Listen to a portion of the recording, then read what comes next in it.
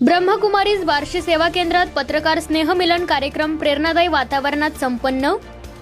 पत्रकार दिनानिमित्त प्रजापिता ब्रह्मकुमारी ईश्वरीय विश्वविद्यालय बार्शी सेवा केंद्र यांच्या वतीने आयोजित पत्रकार स्नेहमिलन कार्यक्रम राजयोग भवन येथे शनिवार दिनांक 10 जानेवारी रोजी संध्याकाळी 6 ते 7 या वेळेत अत्यंत शांत, सकारात्मक व प्रेरणादायी वातावरणात उत्साहात संपन्न झाला।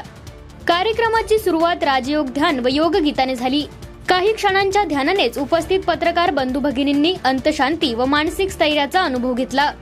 बार्शीतील पत्रकारांच्या सकारात्मक योगदानाचे कौतुक माउंट आबू व इतर शहरातील ब्रह्मकुमारी केंद्रावरही केले जात असल्याचे त्यांनी नमूद केले।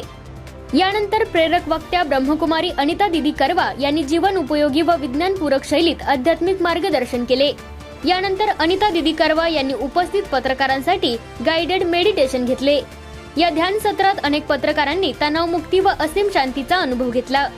कार्यक्रमात उपस्थित पत्रकार बंधू भगिनींनी यावेळी आपले अनुभव व भावना व्यक्त केल्या।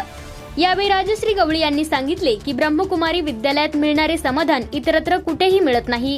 कार्यक्रमाचे सूत्रसंचालन डॉक्टर प्रणोती कोकाटे यांनी अत्यंत सुयोग्य व प्रभावी पद्धतीने केले।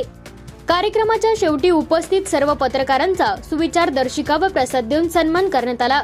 त्यानंतर समूह छायाचित्र घेण्यात आले। या कार्यक्रमास बार्शीतील 35 पत्रकार बंधू भगिनींची उपस्थिती होती।